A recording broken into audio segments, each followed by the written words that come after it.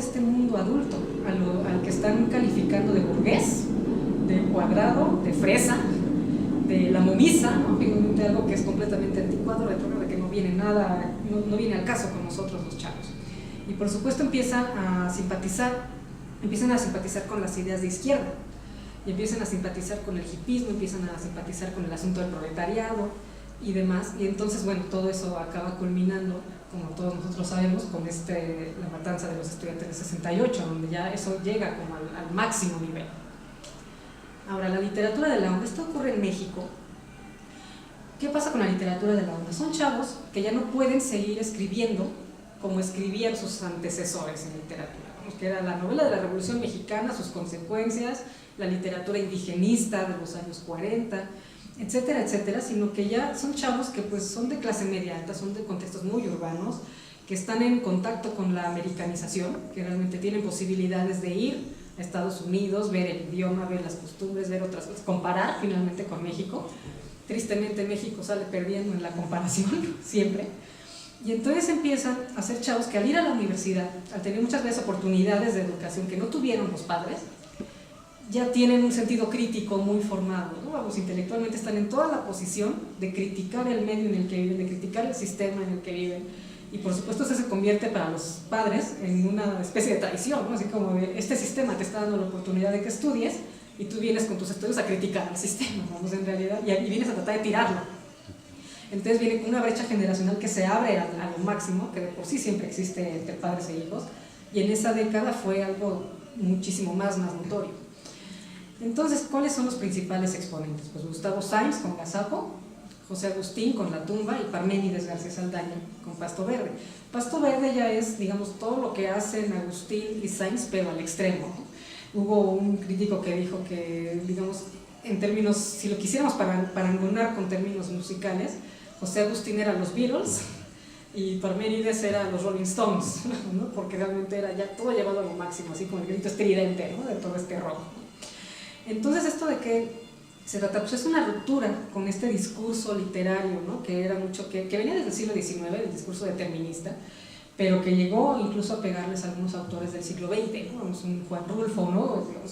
Que Juan Rulfo pues sí tiene como su beta de realismo mágico, ¿no? Vemos Pedro Páramo, y vemos que no solo es el México rural, ¿no? Sino que hay toda una esfera de lo sobrenatural y demás cosas, pero el Llano en Llamas sí tiene mucho más contenido que va más específicamente hacia este México pobre, ¿no? Este México religioso, este México rural y además trágico, vamos, en toda su concepción de no vamos a idealizar al México rural como lo hacía el cine de la época de oro, que lo que hacía era idealizar la vida de provincia, sino que Rulfo lo que hacía era, sí, está muy padre, pero al mismo tiempo sufren muchísimo estas personas, ¿no?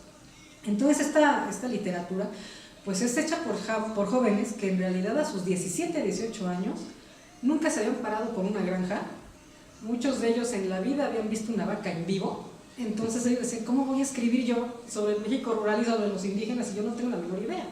Y no es el medio en el que yo vivo, no es lo que yo estoy viviendo todos los días, no es la problemática que yo estoy enfrentando, entonces quiero hablar sobre algo que tenga que ver conmigo y que tenga que ver con mi generación. Entonces es una literatura ya mucho más fresca. Ahora, ¿qué pasa con Pasto Verde? Pues Pasto Verde sale en el 68, vamos, ya es un año crucial, y sobre todo en México. A Parménides no le toca, por supuesto, mientras está escribiendo la novela, pues ver la matanza de los estudiantes, ¿no? Eso ya viene casi a finales de año, y él está escribiendo la novela por ahí del 67, parte del 68, pero ya es este momento álgido, vamos, donde ya las cosas están empezando a tronar, porque en realidad los jóvenes ya están cada vez más rebeldes, cada vez más conscientes de criticar este sistema, y donde la música, por supuesto, está influyéndoles muchísimo, y sus lecturas también, ¿no?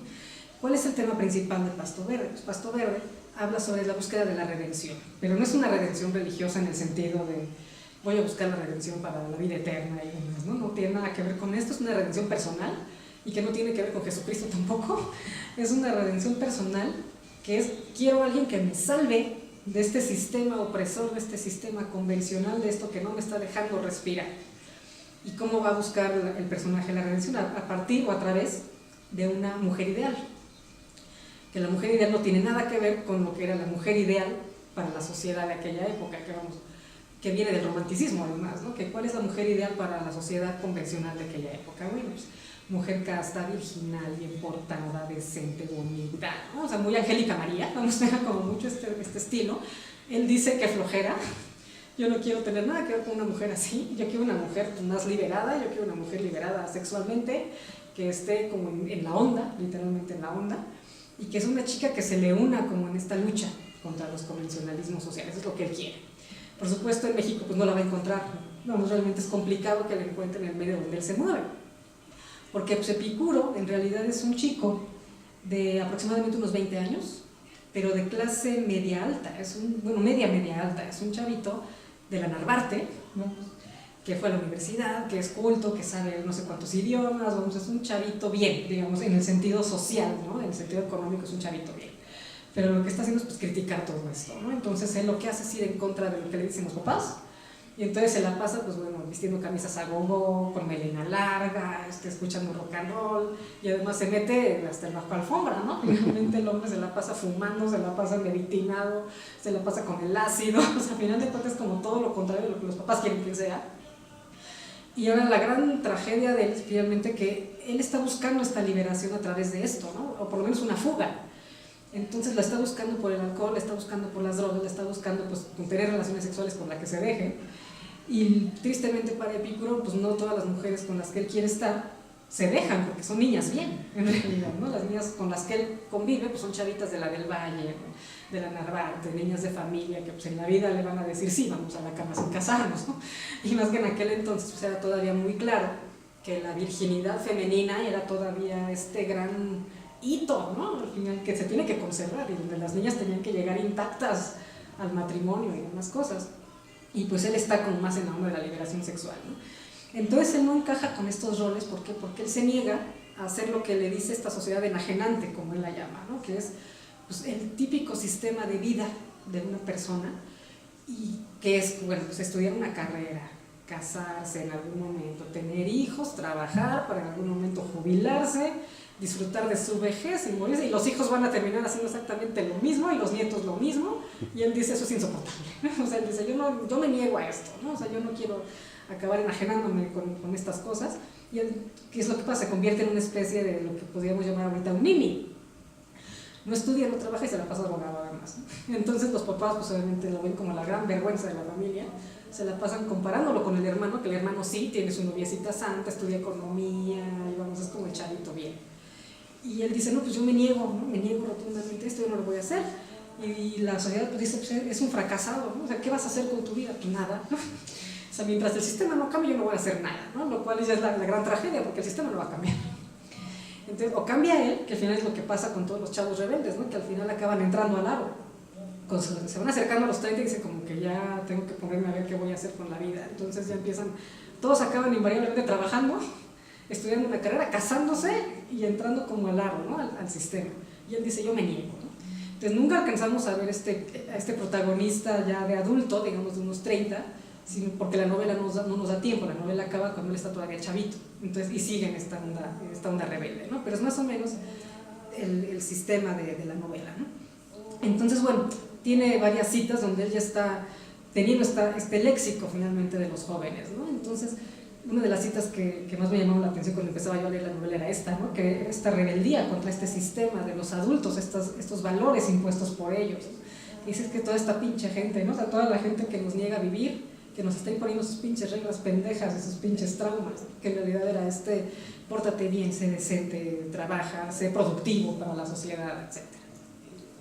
Entonces, a ver, este asunto de la esquematización de figuras femeninas y masculinas, lo puse con cuadros porque si no, no hay forma de comprender bien la estructura de la novela. Las figuras femeninas, él las está catalogando en dos tipos fundamentales.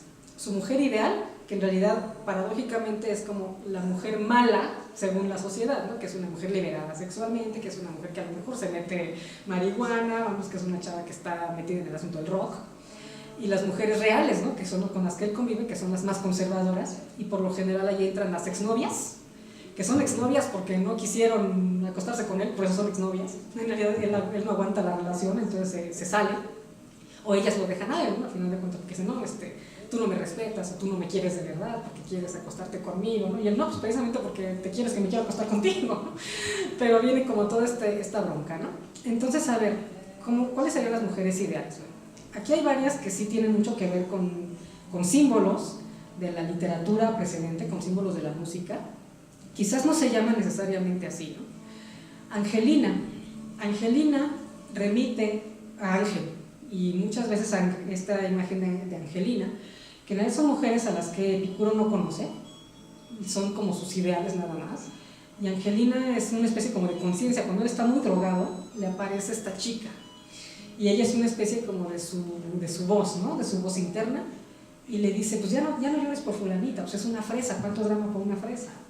Y ella dice, no, pero pues es que yo quería esta chica, ¿no? No, pero pues ella no es así, o sea, ella realmente no es nunca levanta la onda presleyana, así que pues mejor te olvidas de ella, ¿no? Luego Lucy es una referencia clara a Lucy in the Sky with Diamonds de los Beatles, que además es este acróstico del LSD, ¿no? Lucy in the Sky with Diamonds, que es este viajezote de ácido lisérgico, ¿no? Al final. Entonces Lucy es una mujer que lo llega a salvar en sus sueños, en su imaginación y en su alucinación, pero pues nunca termina de llegar como realmente a la vida de Epicuro.